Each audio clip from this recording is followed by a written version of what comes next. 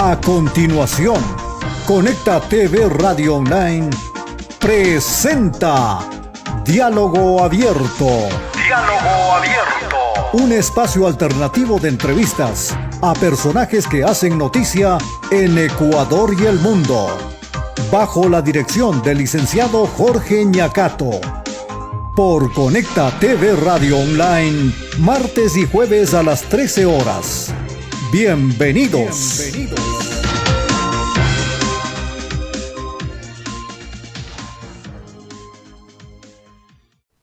E incluso conozco de cerca que muchos tienen que llevar medicamentos para poder resolver frente al dolor que están viviendo los pacientes. No hay obra pública, las carreteras están destruidas. Ahora, Rodrigo, el argumento del gobierno, el presidente de la República ha señalado en varias ocasiones de que primero había que poner la casa en orden, arreglar las cuentas macroeconómicas. ¿Ese era un argumento válido en principio?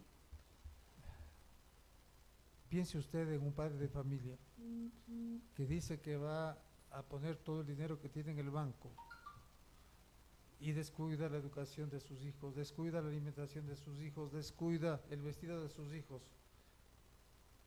No paga los arriendos, les botan de la casa. ¿Y usted qué preferiría? ¿Tener el dinero en el banco o resolver con ese dinero los problemas que tiene en su casa? O sea, Es lo que está haciendo el gobierno.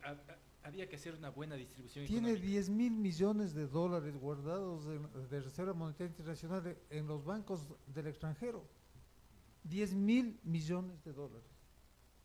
Y no hay insumos en los hospitales, no hay atención de ninguna naturaleza, todo es un desastre, todo es un desastre. Dígame usted, ¿conoce de alguna obra pública que haya hecho el gobierno en los 2 años y más? Y creo que la mayoría de ecuatorianos no conocemos. Es que no conocemos porque no ha hecho nada. Y entonces si a eso le añade usted la corrupción, si a eso le añade usted implicaciones del narcotráfico, ¿qué es lo que la gente cree que está pensando? Hay una opinión pública angustiada, desesperada. Mire usted, estamos asistiendo a la segunda gran ola migratoria de ecuatorianos.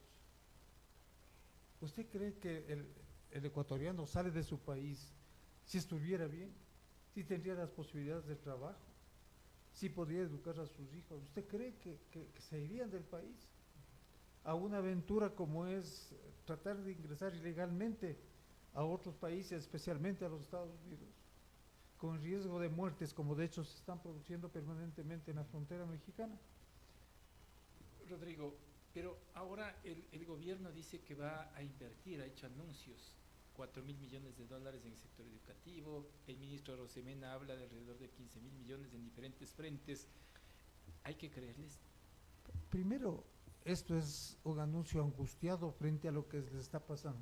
Patadas de ahogado. Son patadas de ahogado, porque como no han hecho nada y sienten que ahora el mundo se les ve encima, entonces ahora anuncian que van a hacer cosas, como anunciaron hace un año también que iban a hacer cosas, y no lo hicieron. O sea, la palabra presidencial ya está totalmente devaluada. ¿Usted le cree al presidente? Personalmente no.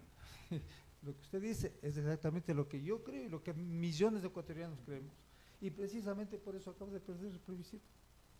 ¿Eso se puede traducir a un descontento en contra del presidente? Pero por supuesto, en contra del gobierno actual, no solo del presidente. O sea, más allá de que las preguntas puedan ser buenas o malas, dice usted. Yo habría votado por 1 o 2 preguntas, porque evidentemente suenan a que se puede resolver algún problema, especialmente de seguridad. Pero fíjese usted, si le cree al presidente que resolverá esos problemas, tampoco lo va a hacer. Entonces, cuando hay un presidente que esté implicado en narcotráfico, de una u otra manera, que está implicado en todos los negocios que se han producido durante este tiempo respecto de el lleve, como dicen, en varias instituciones públicas, de personajes de su íntima confianza, de su absoluta confianza. Señor Luque, era nada más y nada menos que vicepresidente del banco y gerente del área comercial durante 35 años. ¿Usted cree que es un bobo, es un tonto, es un torpe? Eso dice el presidente. Es el presidente porque es la única salida que le queda. Pues. Es un pillo. No es torpe, es pillo, es ladrón. Es lo que la gente sabe y siente. Y claro, cuando hay documentos, cuando hay versiones grabadas, cuando hay grabaciones, cuando hay testimonios concretos, ya difícilmente puede usted decirle no ha sido cierto, ¿no es cierto? Entonces, el que ha ido cavando su propia tumba desde el punto de vista político, administrativo del Estado, es el propio presidente. Entonces, tras varios errores desde el inicio de su gestión al incumplir sus ofertas de campaña, para empezar, ¿la salida ahora es que el presidente renuncie? Pues si él tiene un poco de dignidad tendría que hacerlo. Porque yo lo que creo que si se dé el juicio político, como yo creo que hay enormes posibilidades de que se dé, corre incluso el riesgo de ir a la cárcel. Pero eso tendría que investigarse paralelamente por las sistemas de justicia. Pero si ya la fiscal tiene todos los documentos. Y espero que no haga lo que ha hecho con Moreno. Después de 5 años decir que sí merece ser investigado por lo de ¿Usted no confía en INAPEPES. esta fiscalía? ¿Cómo usted va a creer en una persona que se ha dedicado esencialmente a la persecución de políticos, cumpliendo órdenes del extranjero y satisfaciendo pedidos de dirigentes de partidos políticos específicos del Ecuador, que cada vez van quedando más claros? Usted puede confiar en la justicia, sí, es una justicia ¿A la carta? que es una justicia que solamente está dedicada para encubrir a unos e inculpar, incluso inventándose documentos a otros. ¿Cree usted que eso es justicia? Ahora, Rodrigo, pero una salida de renuncia o a través de renuncia del presidente de la República significaría una sucesión presidencial que tendría que asumir el mandato del vicepresidente de la República. Para muchos tampoco sería la salida o la solución. ¿Y quién es el vicepresidente? ¿Usted conoce al vicepresidente? Por eso le digo a usted, le pregunto a usted. No, pues, un vicepresidente inexistente. Si usted pregunta a cualquier persona, si saben quién es el vicepresidente del Ecuador, lo único que sabemos es que estuvo manejando los hospitales. Y mire cómo están los hospitales. Yo diría recorriendo, no manejando. Que bueno, le encargaron resolver los problemas de los hospitales. Nunca lo hizo, obviamente, eso está entonces, a la vista. si ni eso pudo hacer. Pero entonces, el remedio puede resultar peor que la enfermedad, sin el ánimo, obviamente, de defender a nadie, porque creo que la mayoría estamos conscientes de que no se ha hecho nada en este gobierno. Es cambiar para hacer lo mismo. Eso sería lo que se está planteando según su pregunta. Este es un problema político que hay que resolverlo políticamente. Yo soy partidario de que se convoque a nuevas elecciones. Ojalá la muerte cruzada sería el camino más adecuado. ¿Para ustedes es el mejor camino? Me parece, frente a las cosas que están pasando, quizá la muerte cruzada sea la cuestión, porque lo otro, recoger firmas para declarar es un camino más largo. Eso es permitirle que termine el gobierno. Pero una muerte cruzada, Rodrigo, significaría que el presidente se quede gobernando 6 meses. Sí, claro. Vía decreto. No, tiene que crear, algo de acuerdo peligroso. con la Constitución tendría 6 meses.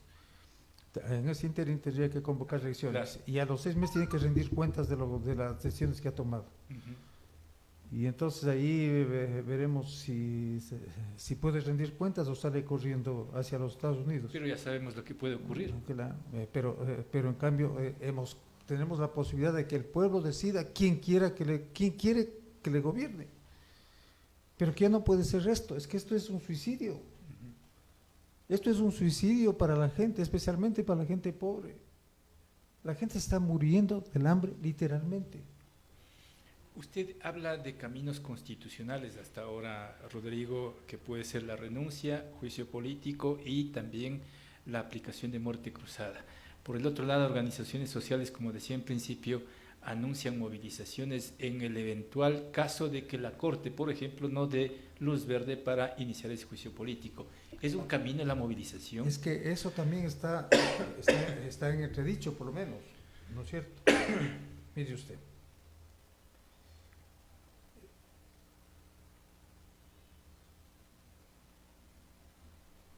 de acuerdo a la Ley Orgánica de Garantías Jurisdiccionales y Control Constitucional, el artículo 153,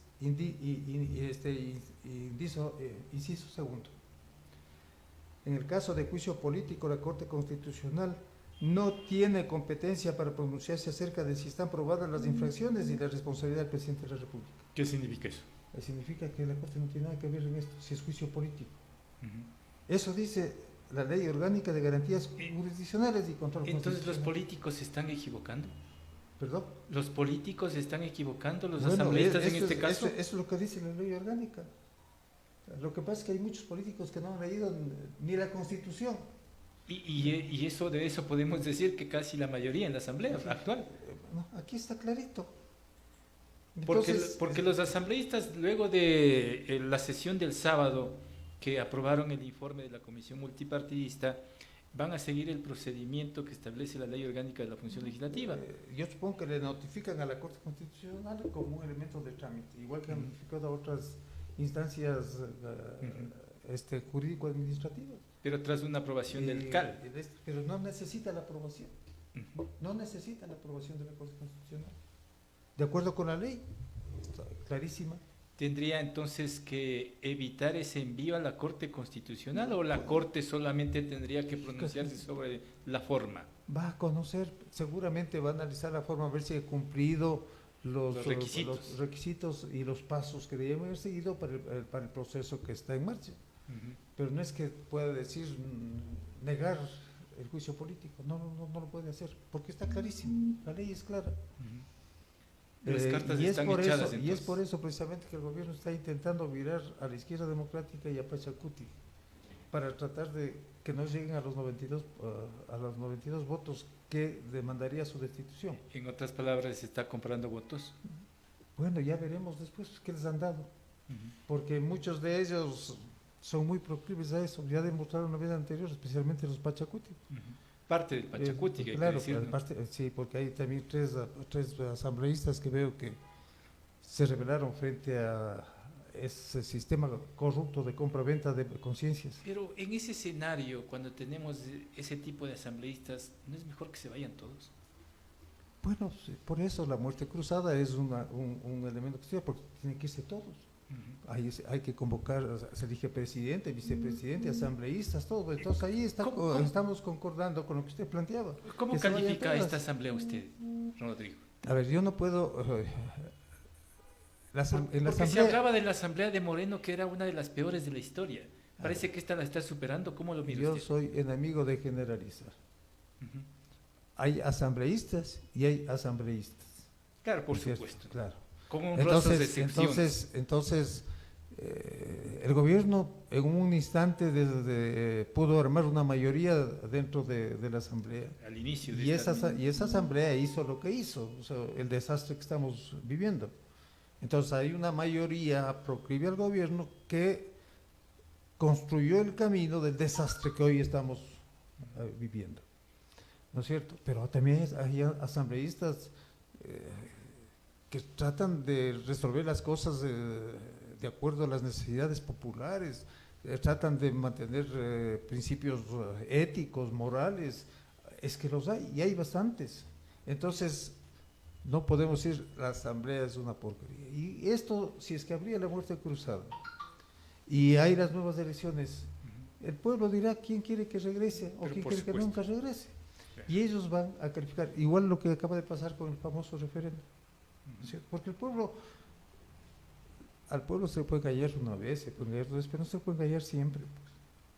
El pueblo se está dando cuenta de qué es lo que está pasando. De acuerdo a los últimos resultados de las elecciones seccionales, ¿usted cree que el mayor beneficiario o beneficiado resulta ser la Revolución Ciudadana? Pero por supuesto, claro. ¿Y pueden llegar tranquilamente en este escenario que tenemos al poder ya, si es que se adelantan elecciones? Bueno, yo lo que puedo decir es en función de lo que estamos viendo, los resultados que tenemos, ¿no es cierto? Si esta vez la Revolución Ciudadana logró capitalizar en su favor 9 prefecturas y más de 60 alcaldías y una cantidad de juntas parroquiales, es que la gente está diciéndoles, esos son los que necesitamos que nos gobiernen. Así, ellos son los salvadores. son los que, claro, o sea, la gente ha calificado a quienes quiere quienes quiere que estén en el poder para que los gobiernen. Me refiero, en este caso, a los poderes seccionales. Ajá. ¿No es cierto? Y tiene lógica, porque mire usted, Moreno hizo todo por destruir a la Revolución Ciudadana. El propio presidente de la República dijo que su obra será destruir la Revolución Ciudadana. Y los dos han terminado destruyéndose ellos mismos. Particularmente el mejor jefe de campaña fue la oposición. Entonces, ¿por qué es eso? Por lo que hablábamos al principio. Si hay un desgobierno total, si hay una corrupción generalizada, especialmente en las cabezas del gobierno, entonces la gente obviamente busca quien a través de la historia le ha cumplido en las cosas que le prometieron nomás. Entonces es una cosa de simple lógica. O sea, entre este y este, ¿a quién escojo? ¿No es cierto? Y eso es lo que ha pasado en las elecciones seccionales. Pero fíjese, ¿qué es lo que va a pasar después de mayo? De la posesión de las autoridades. Pero lógico, pero también hay la posición del Consejo de Participación Ciudadana, de los nuevos. ¿Los nuevos van a seguir haciendo lo mismo que han hecho ahora? ¿Qué cree usted? Yo creo que podemos tener muchas sorpresas. Pueden rodar muchas cabezas. ¿Y eso por qué? Porque hay consejeros. Desde la fiscal, ¿cómo? Eso porque hay consejeros o se vienen consejeros en el nuevo Consejo de Participación Ciudadana pero los identificados con el denominado correísmo. Pero no, yo iría más allá de eso. ¿Usted seguiría teniendo una fiscal en la fiscalía? Si usted tendría que elegir. ¿Usted seguiría teniendo un contralor como el que tenemos en la Contraloría? Ese es el objetivo. Usted entonces, tendría, de los grupos políticos. no, yo pregunto solamente. Usted tendría un superintendente de compañías como el que está ahora en la superintendencia. Usted tendría un consejo. Lo que usted dice es que tenemos ahora titulares de organismos de control a la medida del gobierno de turno. No, yo creo que va a ser, si es que el presidente de la República no renuncia, si no hay muerte cruzada, hay que esperar un poquito más de tiempo. Porque y con las nuevas autoridades de control, dice usted. Pero no solamente por eso, porque además 9 prefecturas, además de las más grandes ciudades, 9 alcaldías de las más grandes ciudades del Ecuador, implica un peso político muy fuerte. ¿De qué partido político? De la Revolución Ciudadana, pues, pero lógico, pues, ellos son los que van a tener... Yo podría interpretar, Rodrigo, con mucho respeto, de que usted, según sus palabras, la Revolución Ciudadana se va a tomar el poder a partir de mayo. Bueno, dígame, ¿qué partido político no quiere acceder al poder? ¿Para qué hace política? La política se hace para acceder al poder. Yeah. Para eso se hace la política. La política bien entendida implica acceder al poder para hacer al bien al ciudadano. Y para eso hay que tomar control de todas las instancias del para Estado. eso hay que tomar el poder, y el poder implica desde la presidencia de la República hasta todos los órganos de decisión política y administrativa donde se maneja los recursos del Estado. Y los titulares de órganos de control. Por supuesto, los órganos de control también, porque alguien tiene que controlar las cosas. Entonces ahí me lleva a preguntarle qué hacemos con titulares de órganos de control dependientes del gobierno de turno. O sea, ¿qué controlan? Controlan el manejo administrativo y la economía, el manejo económico del país. Pero si son parte de un mismo grupo político no hay que controlar. ¿Cómo? O al menos no lo controlan como correspondería. Es otra cosa. Por eso depende de muchas cosas. Depende de la ética del Contralor. Y no me refiero al Contralor como Contralor General, sino a todos los órganos de control. La policía, las Fuerzas Armadas. ¿Usted confía en la policía? Yo confiaría en algunos oficiales, en algunos miembros de la policía que todavía no han sido permeabilizados. Usted acaba de decir que no hay que generalizar, y eso es correcto. Por eso mismo. Pero mire usted lo que está pasando en la policía. El embajador norteamericano dice que hay generales metidos en el narcotráfico. ¿Usted ha visto sancionar a alguno de ellos? Y mire, hay todo el escándalo de los libaneses y el narcotráfico. Hay ya nombres de generales ya, que el mundo públicamente conoce. Y siguen. Están ahí. Y ellos son los que le están respaldando al presidente, por supuesto. Pues. Pero no hay que ir más allá en las investigaciones. ¿Cómo? Rodrigo, no hay que ir más atrás en las investigaciones. No hay. Más atrás de esta administración del gobierno del señor Guillermo Lasso. Porque el asambleísta de Pachacuti, Ricardo Vanegas, habla de un informe que emitió la Superintendencia de Compañías en el que estarían vinculados a través de empresas la mafia albanesa con actores políticos. Eso dijo Vanegas, la escuché yo. Y dijo que, entregó a la fiscalía el por documento eso, también. y dijo que por eso, en el informe que hizo, en el informe que sirvió para el juicio político al presidente, o para el trámite del juicio político al presidente, que no se lo había puesto. Ahí está puesto. En el informe está lo que el señor Vanegas dijo, que no lo habían puesto. Y no lo habían puesto porque dijo que habían intereses de la Revolución Ciudadana para tapar a la gente. Mintió, como han mentido en muchas cosas. Es un mentiroso, Vanegas es un mentiroso. Pero por eso le digo, no hay que investigar a todos y no solamente pero por a supuesto, uno. sí, por eso están poniéndolo en el informe. Porque además de lo que conocemos todo el mundo y sabemos todo el mundo, es que además del informe que se hizo para iniciar el trámite político, además de ese informe, se ha enviado el informe a la Fiscalía y además otros documentos adicionales que no están en el informe para que la Fiscalía comience el inicio del proceso penal respectivo. Cada uno tiene que hacer su trabajo. Entonces tienen que hacer eso. Entonces, pero ahí está. Entonces lo que Vanegas dice es una tremenda mentira. Es una forma de generar obviamente dudas respecto del propio proceso que se está llevando, porque la mejor forma de descalificar el proceso es de descalificar a quienes van a ejercer ese proceso. O sea, Vanegas está protegiendo al presidente. Claro, pero lógico, eso no es novedad, pues, siempre lo he hecho. ¿Y usted cree que tiene algo a cambio por esa defensa? Bueno, hay un dicho que se lo conoce a quienes hacen política. En política nunca hay nada oculto. Tarde o temprano sabremos qué es lo que recibieron a cambio aquellos que agenciosamente defienden a A, a B o a C. Tarde o temprano se sabe. Rodrigo, Mire, ¿es cuestión de tiempo entonces que el presidente salga del poder? ¿Perdón? ¿Es cuestión de tiempo que el presidente deje el poder? Bueno, tal como están las cosas, yo no veo otra salida.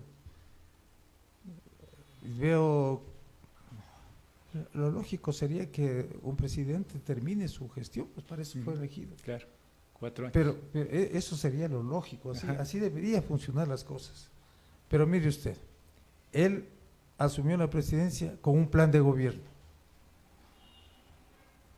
Dígame, ¿qué punto del plan de gobierno ha cumplido el presidente? Solo eso es causal de destitución de acuerdo con a la Constitución. Solo eso. Okay. Pero ha hecho tantas cosas, para destruirse. Él mismo se ha puesto una bomba. Claro, pero lo que pasa es que el presidente y es su círculo lo que buscan es dinero, buscan es enriquecerse. El presidente tiene más de $100 millones en los paraísos fiscales y quiere más,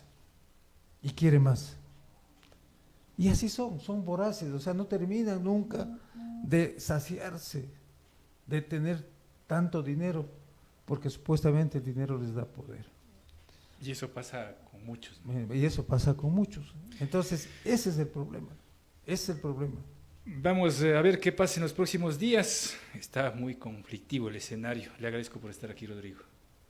Ustedes, gracias por invitarme. Rodrigo Rangles, analista de temas políticos. A esta hora de la tarde vamos a hacer una ligerísima pausa y regresamos ya con nuestro siguiente invitado.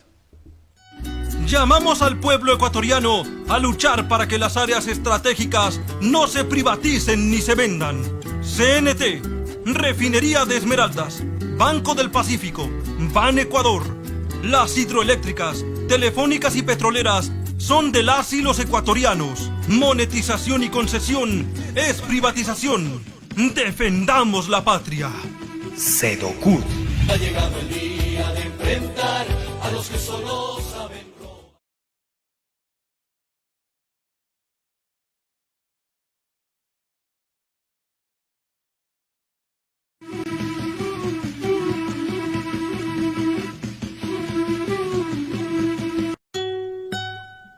Exigimos que el gobierno y los empleadores paguen la deuda que mantienen con el IES, que nuestro seguro social sea despolitizado y administrado por sus propios dueños. Cárcel para los corruptos que perjudican nuestra institución. Medicina para las y los afiliados.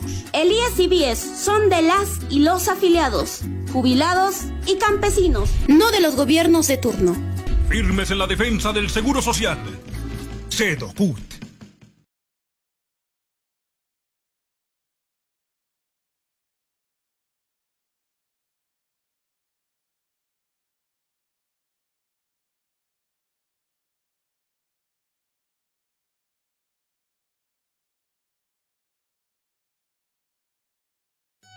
Llamamos al pueblo ecuatoriano a luchar para que las áreas estratégicas no se privaticen ni se vendan. CNT, Refinería de Esmeraldas, Banco del Pacífico, Ban Ecuador. Las hidroeléctricas, telefónicas y petroleras son de las y los ecuatorianos. Monetización y concesión es privatización. Defendamos la patria. Sedocud. Ha llegado el día de enfrentar a los que solo saben robar.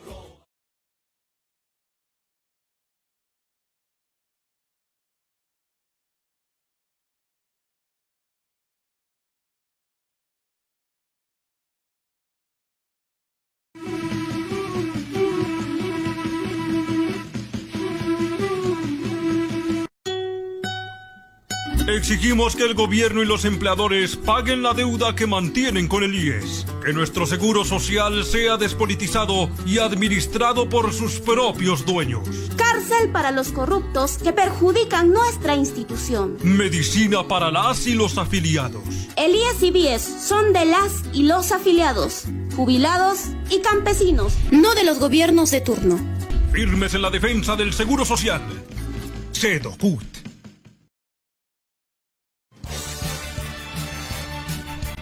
Usted sintoniza Diálogo Abierto por Conecta TV Radio Online.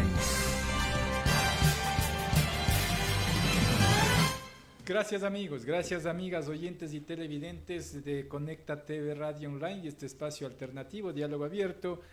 Estamos como siempre con los análisis, con personajes que hacen la noticia, que hacen los análisis, y a esta hora de la tarde le damos la más cordial bienvenida a la doctora Angélica Porras.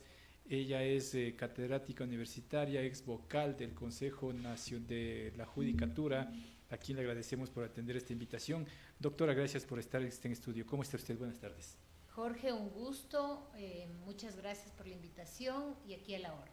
Doctora, la hemos invitado para analizar sobre todo la parte jurídico-legal de lo que ahora mismo tenemos en el escenario público de debate de la ciudadanía, que es la posibilidad de que el presidente de la República, Guillermo Lasso Mendoza, sea censurado a través de un juicio político que impulsan en la Asamblea Nacional una mayoría coyuntural liderada por el denominado correísmo, y que ya pasó un primer escenario en el Pleno de la Asamblea cuando, con una mayoría de 104 voluntades, aprueban un informe que acusan al mandatario de la República de infringir algunas normativas vigentes constitucionales, y que eso sería motivo para un enjuiciamiento político.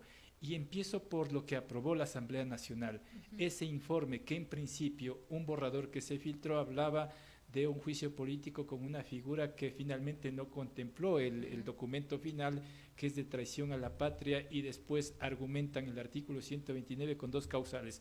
¿Cómo mira usted ese informe, doctora? Bueno, en primer lugar habría que hacer una pequeña aclaración. Este informe es un informe previo, no constituye todavía la solicitud de juicio político. Este informe se hace por eso una comisión ad hoc, y esta comisión recaba la información, les llama a comparecer, pero este informe no es el inicio del juicio político. Entonces, con base en este informe, tienen que reunirse las 46 firmas, como mínimo que exige el artículo 129 de la Constitución, redactar una solicitud de juicio político, y esa solicitud y el informe van al CAL. Y el CAL califica los criterios de admisibilidad de forma, lo manda a completar, si es que ya está completo, lo manda recién a la Corte Constitucional. Entonces, hecha esta primera aclaración, ¿por qué es necesaria? Porque no es que ese informe se va a la Corte Constitucional. Ese es un anexo que puede ir junto con la solicitud.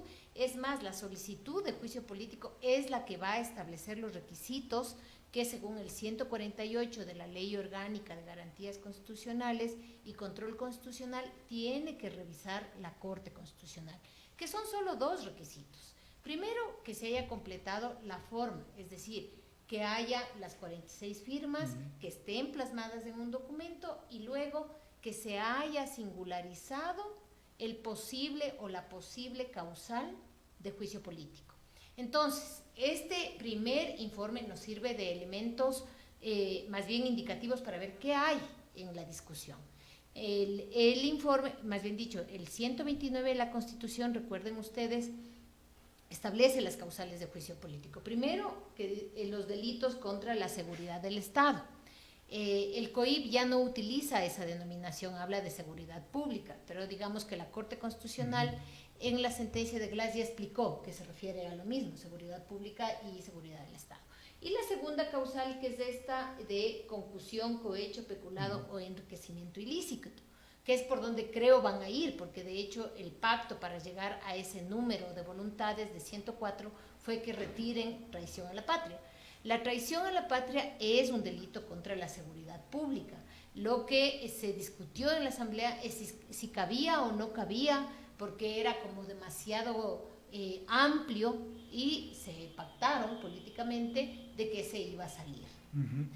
Pero doctora, primero hay que decir que este documento no es vinculante, ¿no? Este informe no es vinculante. Así es. Y lo segundo, dicen ciertos constitucionalistas que es muy forzado lo que pretende hacer la Asamblea para encasillar o encauzar en las 2 causales, valga la redundancia, del artículo 129.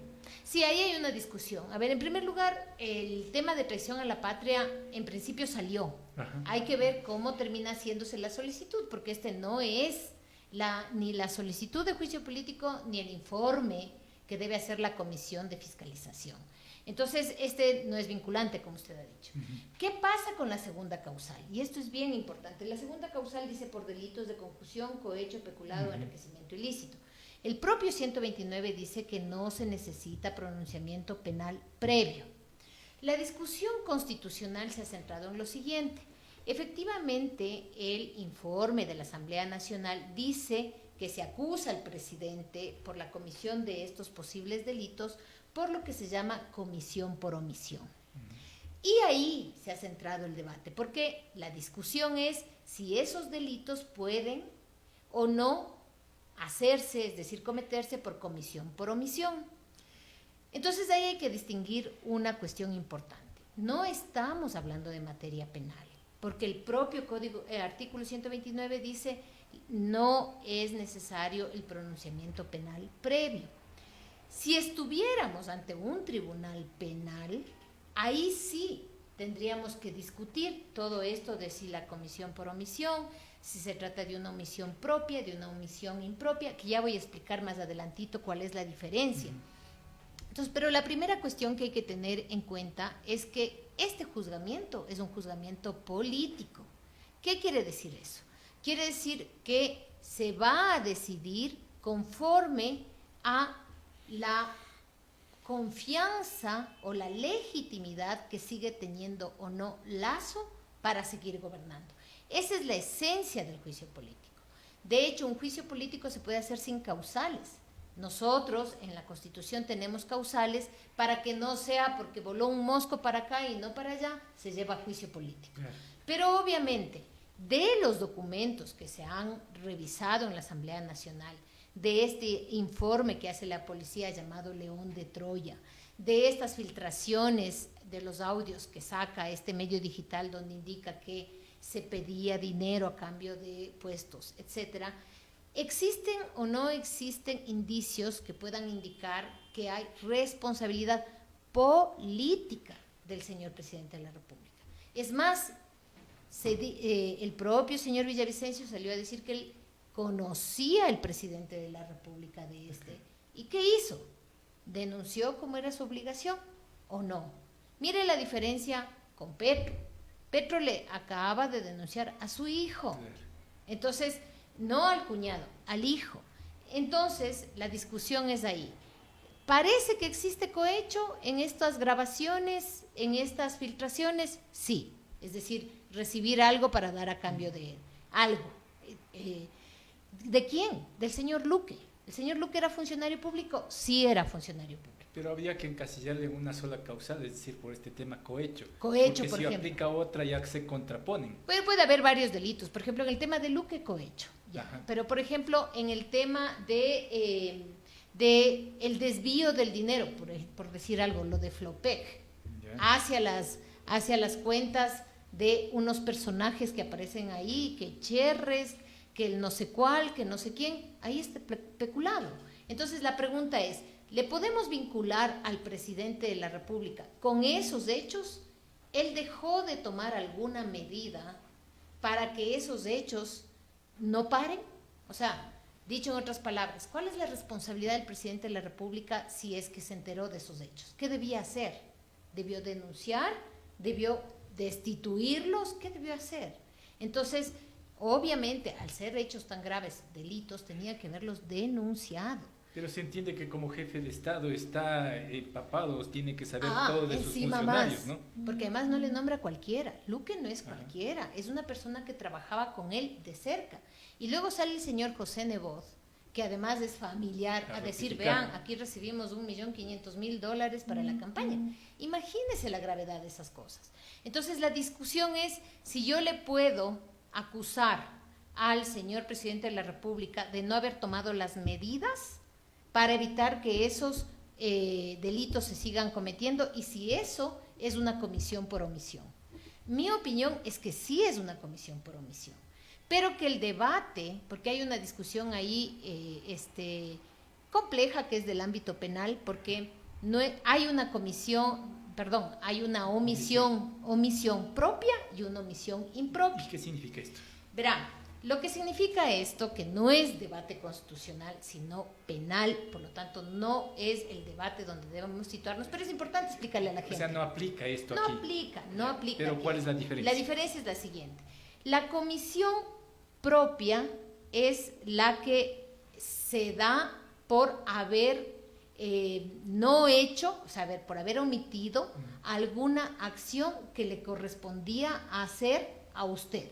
Voy a poner un ejemplo. La obligación de denunciar que tiene el policía. Ya, el policía que ve que hay un delito tiene la obligación de denunciar. Y eso está establecido en la ley. Dice, señor policía que conozca de la comisión de un delito, tiene que denunciarlo. O el médico, que por ejemplo le llega un paciente con un balazo y él no pone en conocimiento de la policía o de la fiscalía. Esa es una omisión grave. Esa es una omisión propia. O sea, usted comete un delito por el solo hecho de omitir. Ya. Algo que tenía que hacerlo y que es evidente. Es evidente. También el presidente de la República comete esa omisión propia, porque el 422 del COIP dice, vea, cualquier funcionario público que conoce, no solo el señor presidente, sino también Villavicencio, que conoce de la comisión de un delito tiene que denunciar. Pero por el solo hecho de omitir, ya comete un delito que está tipificado en la ley. Ya. Esa es la omisión propia. ¿Cuál es la omisión impropia? Es lo que se llama comisión por omisión. Es decir, usted directamente no comete el delito, pero usted era garante de cuidar los bienes en contra de cuáles se hizo el delito. Y usted no tomó ninguna acción para cuidar esos bienes. Por lo tanto, es responsable, porque su responsabilidad era cuidar y tomar medidas. Vamos a poner un ejemplo burdo. A usted le dicen, vea, cuide este paquete de oro, y usted lo deja por ahí en un escritorio a la vista de todo el mundo. Viene otro y se lleva. Entonces, esa es la comisión por omisión. O sea, usted es responsable de ese hurto o robo. Exacto, esa es la impropia, la comisión por omisión. O sea, le pueden culpar a usted de haber cometido un delito sin que usted lo haya cometido directamente. ¿Por qué? Porque no tomó las acciones que correspondían para cuidar algo que usted estaba obligado a cuidar. ¿Sí? Entonces, esa es parte de la autoría directa. Hay otro artículo en el COIP que dice la autoría puede ser directa, mediata o coautoría. Todo esto aplica si es que se lo procesara penalmente. Claro, si se lo procesara penalmente, esa discusión es una discusión súper válida, y además que en nuestra legislación hay una confusión entre el artículo 23 y 28 del COIP, que no está resuelto todavía. La doctrina lo tiene bastante claro, pero digamos, esa es una discusión en el ámbito penal. ¿A nosotros qué nos interesa? ¿Qué es un juicio político? Tema político. Exacto. ¿Cuál es la responsabilidad política del señor Lasso? Él, penalmente hablando, él comete omisión propia, él comete comisión por omisión y actos, porque él es el que nombró al señor Luque con ese decreto, que no me acuerdo el número exacto, pero con el decreto le nombra a él director de todas las empresas públicas. Entonces, en una materia penal hay un montón de cosas por donde ir en contra del señor Lasso. Pero en materia política ¿qué responsabilidad tiene políticamente? ¿Y en materia penal tiene que ventilarse paralelamente a un juicio político o no? No, no. De hecho, yo puedo hacer un juicio político. Le voy a poner un ejemplo. Vamos a suponer que a Glass, no fue así, pero que a Glass le hubiera llevado yo a juicio político por el tema Singue. En el tema Singue se declaró la nulidad y se ratificó la inocencia en el ámbito penal. Sin embargo, ¿eso hubiera significado la invalidez del juicio político? No. ¿Por qué? Porque la Constitución es muy clara en decir que una cosa es la jurisdicción constitucional y otra cosa, y la política de la Asamblea, y otra es la penal. ¿Por qué no influye la una sobre la otra? Porque le estaríamos dando a la Asamblea la capacidad de juzgar penalmente un delito, y no tienen ni la capacidad, ni la formación, y el procedimiento. No son jueces penales. No son jueces penales. Además, vea lo que es una cosa.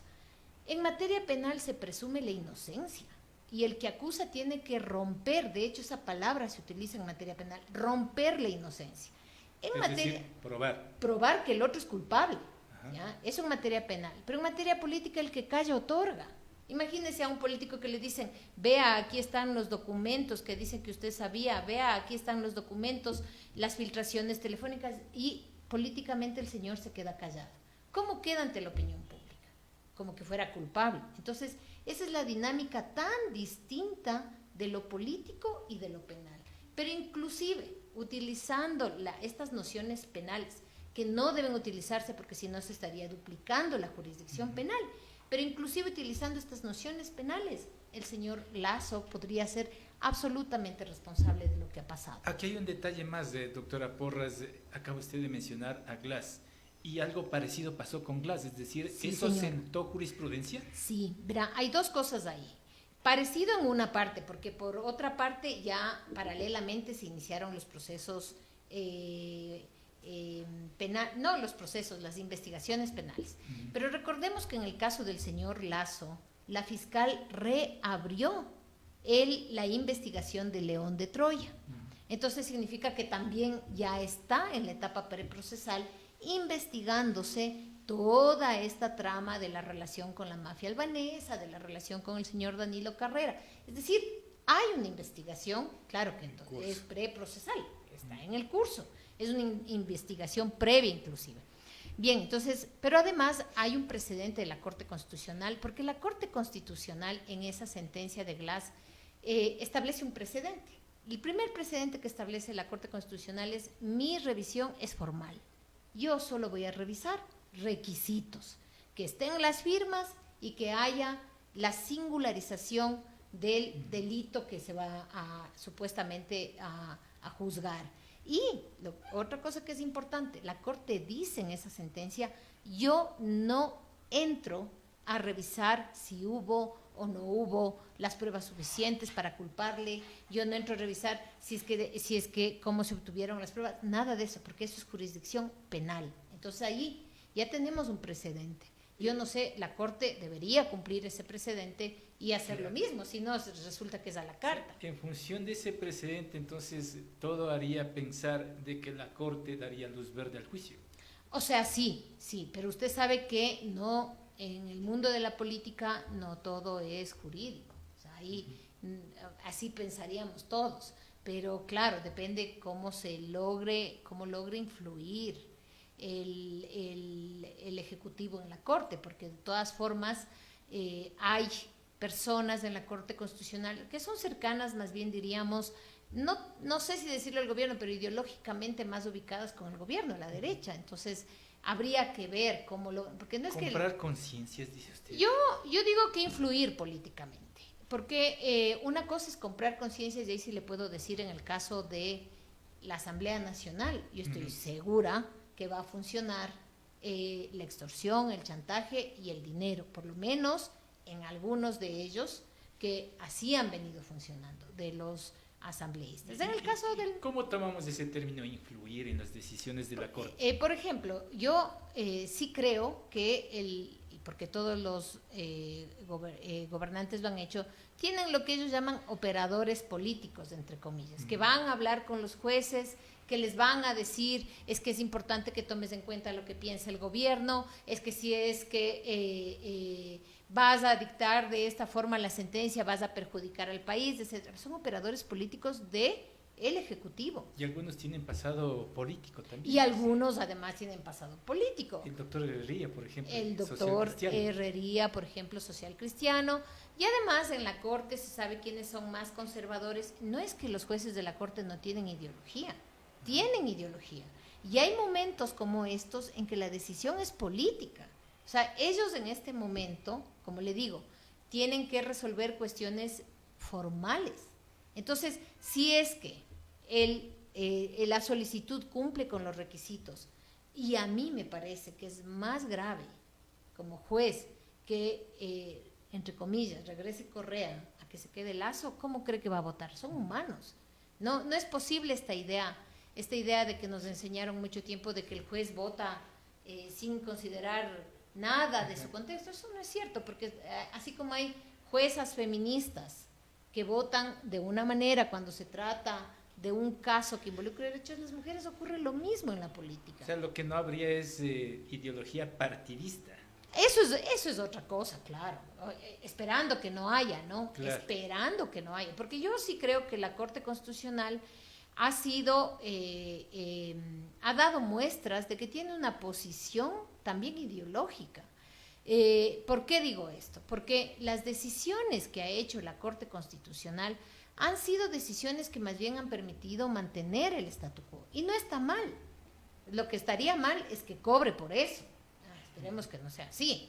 Porque, digamos, las personas tenemos ideología, todos y todas.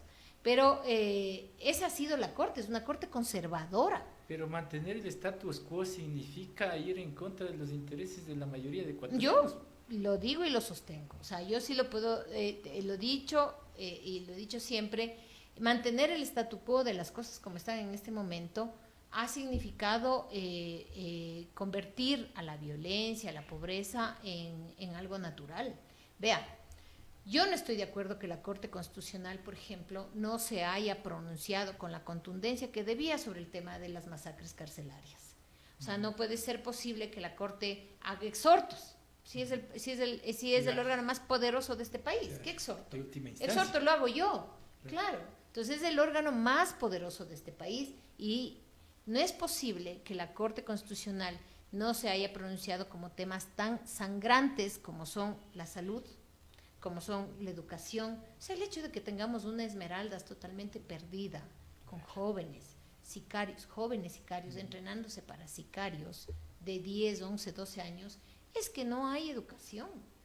Y alguien me podría decir, pero puedes darle educación y tal vez hay igual sicarios. Sí, pero en este grado no, en el grado que tenemos no. Entonces a mí sí me parece que hay una deuda de la Corte Constitucional, que ha hecho 2 que 3 cosas y se le felicita, sí. Doctora, ¿se atreve usted a pronosticar el resultado de la Corte? Yo no me atrevo a pronosticar. Yo lo único que puedo decir es, hay elementos para que pase el juicio político, depende de cómo se mueva el gobierno y también la oposición. Pero hay otro elemento ahí, doctora, porque la Corte Constitucional va a tener presión externa de movimientos de la organización civil organizada.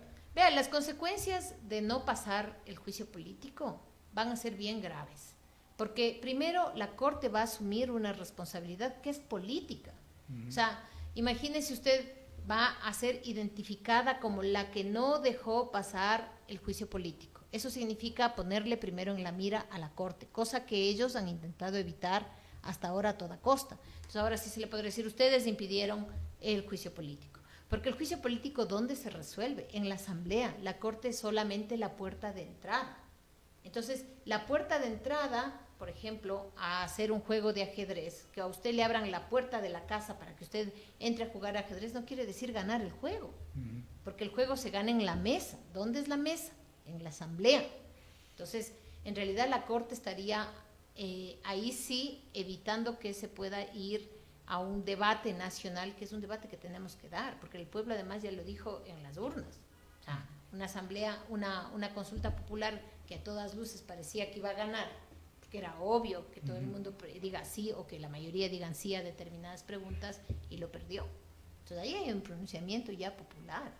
Ahora, doctora, también en la parte final habría que decir que el pueblo ecuatoriano pide que se vayan todos, en definitiva. Ay, sí. O sea, verá, estamos en un momento de crisis económica, política, social muy grave.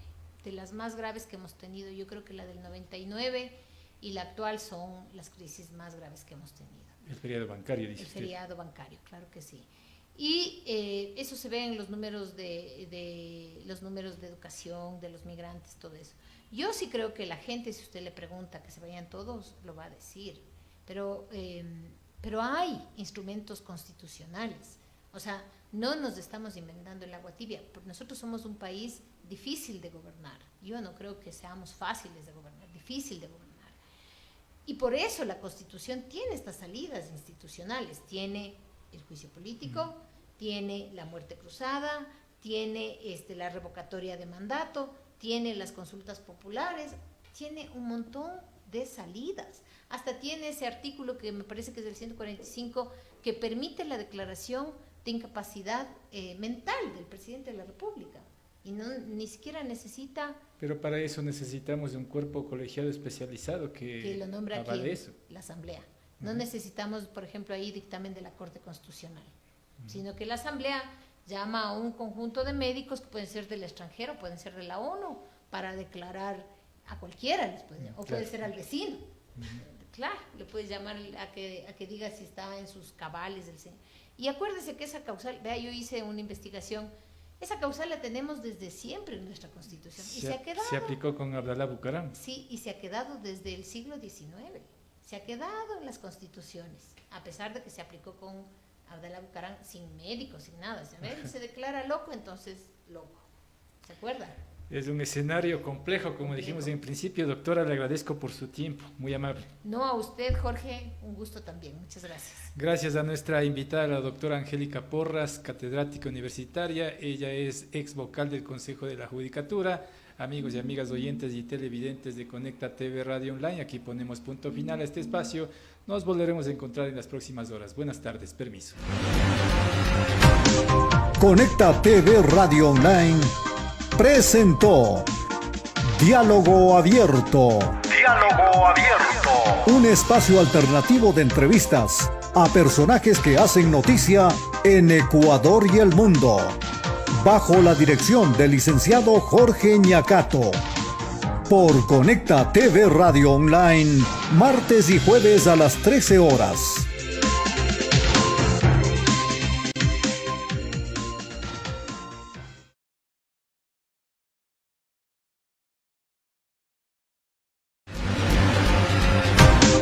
A continuación, Conecta TV Radio Online presenta Diálogo Abierto. Diálogo Abierto. Un espacio alternativo de entrevistas a personajes que hacen noticia en Ecuador y el mundo. Bajo la dirección del licenciado Jorge Ñacato.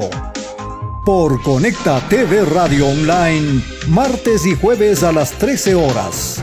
Bienvenidos.